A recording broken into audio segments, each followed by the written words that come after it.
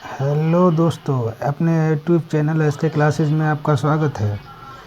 चलिए शुरू करते हैं आज की सीरीज़।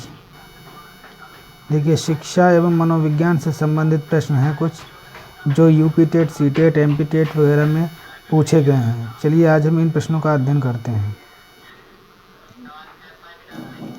पहला प्रश्न है, पारिस्थितिकी प्रणाली सिद्धांत जो मूल रूप से उरी ब्रोफर ब्रेनर द्वारा तैयार किया गया है, 4 प्रकार के नेस्टेड पर्यावरण प्रणालियों को निर्दिष्ट करता है, जिन्हें डॉट डॉट भी कहा जाता है। इन्हें क्या कहा जाता है? मानव पारिस्थितिकी कहा जाता है। यानी पारिस्थितिकी प्रणाली सिद्धांत जो मूल रूप से उरी ब्रोफेर ब्रेनर द्वारा तैयार किया गया है, 4 प्रकार के नेस्टेड पर्यावरण प्रणालियों को निर्दिष्ट करता है और जिन्हें हम मानव पारिस्थितिकी भी कहा जाता है। चलिए इसके डिटेल देख लेते हैं। क्या है? देखिए, लिखा हुआ है पारिस्थितिकी प्रणाली सिद्धांत जो मूल रूप से उरी ब्रोफेन ब्रेनर द्वारा तैयार किया गया है, 4 प्रकार के नेस्टेड पर्यावरण प्रणालियों को निर्दिष्ट किया गया है। 4 प्रकार की पर्यावरण प्रणाली बताई गई हैं जिन्हें मानव परिस्थितिकी यानी ह्यूमन इकोलॉजी भी कहा जाता है। वो 4 ह्यूमन इकोलॉजी कौन कौन सी हैं नीचे अभी देखेंगे। ब्रोफेन ब्रेनर एक विकासात्मक मनोवैज्ञानिक थे। प्रश्न यहाँ से भी बनता है कि विकासात्मक मनोवैज्ञानिक कौन थे? तो ब्रोफेन ब्रेनर या ब्रोफेन ब्रेनर कौन थे? तो विकासात्मक मनोवैज्ञानिक थे। इन्होंने मानव विकास एवं उसके पारिस्थितिकी को समझने के लिए 4 प्रकार के पारिस्थितिकी स्तर बताए हैं जो मानव विकास के प्रत्येक चरण को निर्धारित करते हैं। पहला चरण है माइक्रो सिस्टम, दूसरा चरण है मेसो सिस्टम, तीसरा चरण है एक्सो सिस्टम, चौथा चरण है मैक्रो सिस्टम। चलिए नेक्स्ट प्रश्न देखते हैं। ये इस तरीके से देखिए बनाया है। मानव के 4 चरण हैं, मैक्रो सिस्टम, एक्सो सिस्टम या यूँ कह लो कि the family, parent teacher, educational policy और सोशल व्यूज़ ऑन एजुकेशन। चलिए प्रश्न संख्या 2।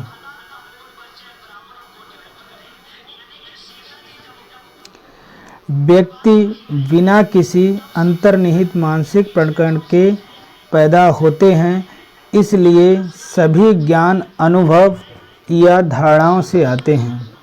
इस धारणा को डॉट डॉट के रूप में संदर्भित किया जाता है।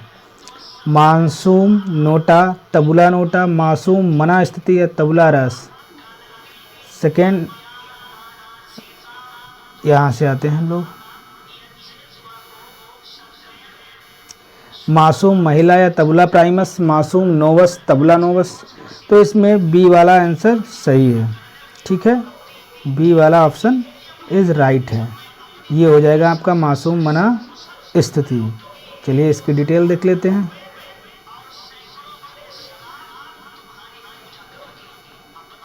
देखिए क्या लिखा हुआ है।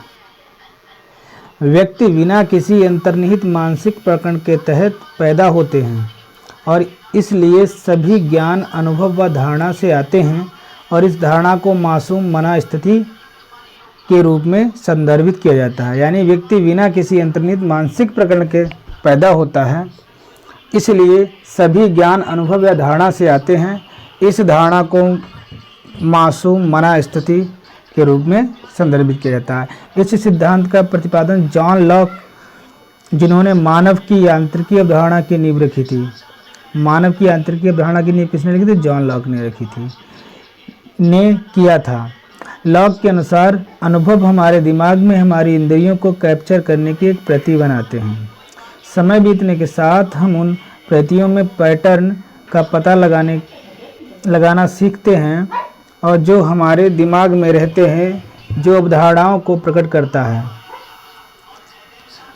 बदले में इन अवधारणाओं को एक दूसरे के साथ भी जोड़ा जाता है और इस प्रक्रिया से पहले जटिल अवधारणाएं उत्पन्न होती हैं और उन्हें पहले समझना मुश्किल होता है। ये थोड़ा सा डिटेल था। प्रश्न संख्या 3।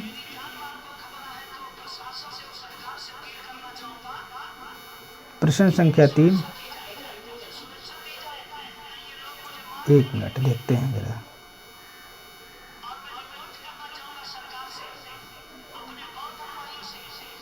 प्रश्न संख्या 3 ये रही।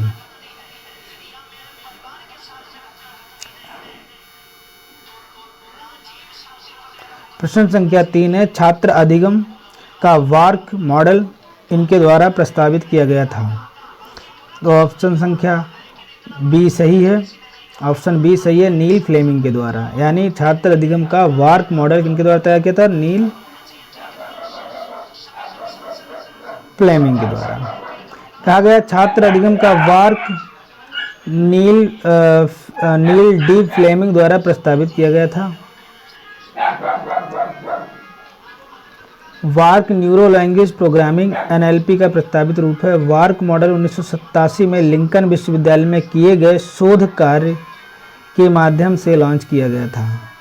प्रश्न संख्या 4,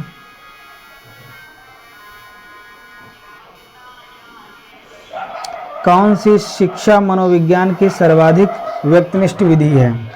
तो आंसर इसका है ए, अंतर्दर्शन सही है।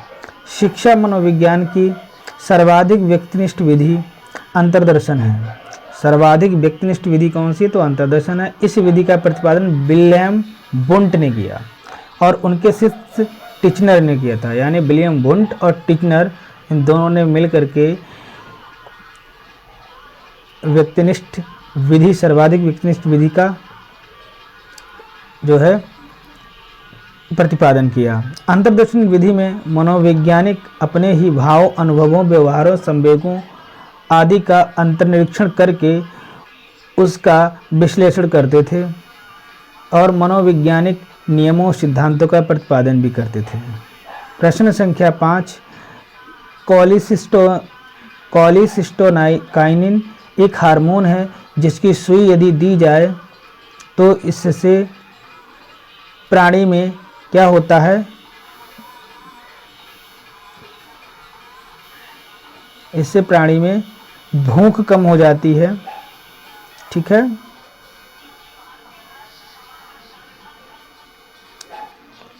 लिखा है कोलिसिस्टोकाइनिन एक हार्मोन है जिसकी सुई यदि दे दी जाए तो इससे प्राणी में भूख कम हो जाती है। यानी कोलिसिस्टोकाइनिन नामक एक हार्मोन है, इसकी सुई अगर किसी व्यक्ति को दी जाती है तो उसकी भूख कम हो जाती है। प्रश्न संख्या 6, मनोविज्ञान के सर्वप्रथम अपनी आत्मा का परित्याग किया, फिर अपने मन का, फिर अपनी चेतना का, अभी वह एक प्रकार के व्यवहार को संजोए हुए है, कथन किसका है? ये कथन वुडवर्थ का है दोस्तों। इसमें मन और चेतना और आत्मा तीनों शामिल हैं, इसलिए इसका उत्तर जो है वुडवर्थ है और इस परिभाषा को जो है अच्छे से याद करना है। चलिए देखते हैं क्या कहा है इस प्रश्न में। साइकोलॉजी मनोविज्ञान यूनानी भाषा का शब्द है। ये दो शब्दों से मिलकर बना है, साइकी तथा लोगस। साइकोलॉजी शब्द का अर्थ आत्मा का विज्ञान या आत्मा का अध्ययन।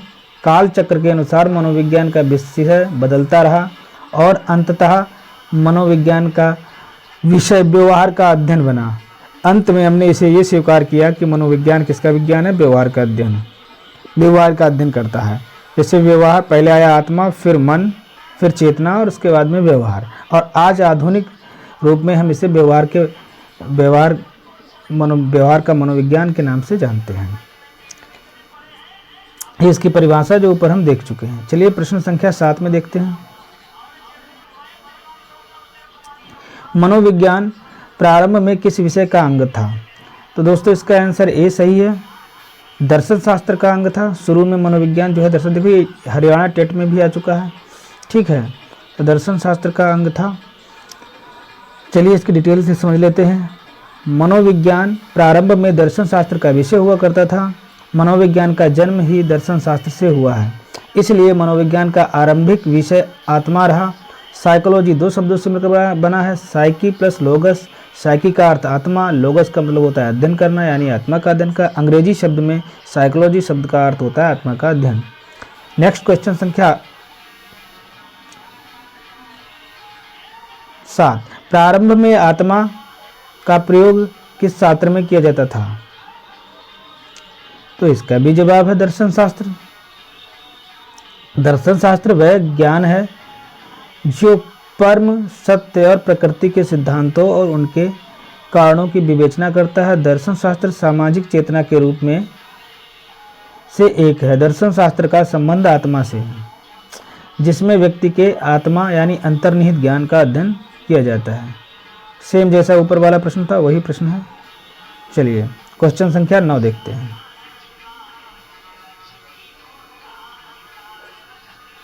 क्वेश्चन संख्या 9,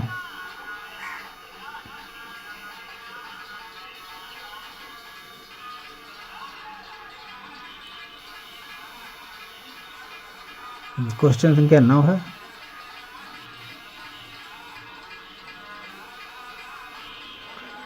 नौ कह रहा है 1882 में किस मनोवैज्ञानिक द्वारा लंदन में मानवीय विशेषताओं का अध्ययन करने के लिए प्रयोगशाला का निर्माण किया गया था? 1882 में लंदन में एक प्रयोगशाला अध्ययन करने के लिए मानवीय विशेषताओं का अध्ययन करने के लिए प्रयोगशाला का निर्माण किया गया था। तो अल्फ्रेड बिने ने किया था, का निर्माण किया गया अल्फ्रेड बिने के द्वारा। अल्फ्रेड बिने ने 1882 में लंदन में मानवीय विशेषताओं का अध्ययन करने के लिए प्रयोगशाला का निर्माण किया। शिक्षा मनोविज्ञान की उत्पत्ति का वर्ष कौन सा है? तो दोस्तों शिक्षा मनोविज्ञान की उत्पत्ति का वर्ष जो है वो है 1900 है ना। शिक्षा मनोविज्ञान का औपचारिक आधुनिक काल वर्ष 1889 से जी स्टेनले हॉल के प्रयासों से माना जाता है। स्टेनले हॉल को बाल मनोविज्ञान का अन्वेषक भी कहा जाता है। थांडाइक द्वारा स्थापित कोलंबिया विश्वविद्यालय में सन 1900 में शिक्षक प्रशिक्षण महाविद्यालय की स्थापना होने के फलस्वरूप शिक्षा मनोविज्ञान के अध्ययन को दृढ़ता मिली एवं शिक्षा मनोविज्ञान की स्वतंत्र रूप से अध्ययन करने का सिलसिला यहीं से शुरू हुआ है। क्वेश्चन संख्या 11,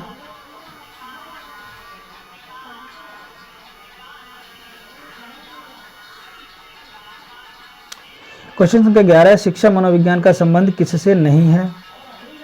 तो इसका डी है संचार माध्यमों का अध्ययन, यानी मानव व्यवहार का अध्ययन नहीं मनोविज्ञान शिक्षा मनोविज्ञान है। मानसिक क्रियाओं का अध्ययन नहीं है, सीखने के तरीकों का अध्ययन नहीं है, संचार माध्यमों का अध्ययन है।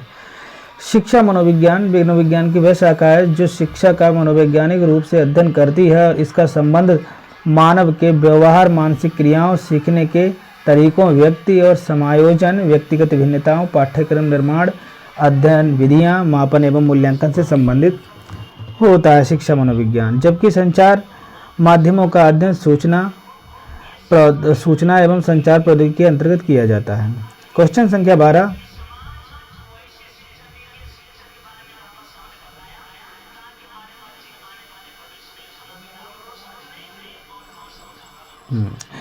कौन सी शिक्षा मनोविज्ञान की प्रकृति है? तो इसका सी आंसर है विद्यात्मक विज्ञान है। शिक्षा मनोविज्ञान न पूर्ण रूप से कला है और न ही पूर्ण रूप से विज्ञान है, बल्कि एक कला और विज्ञान दोनों है। यानी शिक्षा मनोविज्ञान क्या है? ना ही कला है और ना ही विज्ञान है, बल्कि क्या है? मुख्य रूप से कला और विज्ञान दोनों है। इसीलिए इसमें विद्यात्मक विज्ञान कहा गया है। शिक्षक अपने कला और कौशल से बालकों में अध्ययन के प्रति रुचि उत्पन्न करता है तथा बालक अपनी रुचि अभिप्रेरणा के आवश्यकता अनुसार अधिगम प्रक्रिया में भाग लेता है। इसलिए इसे विद्यात्मक विज्ञान भी कहा जाता है। इस बात को ध्यान रखना है। चलिए दोस्तों, आज के लिए 12 प्रश्न ही काफ़ी हैं। जय हिंद, वंदे मातरम। फिर मिलेंगे अगली क्लास के साथ, नए टॉपिक के साथ। धन्यवाद।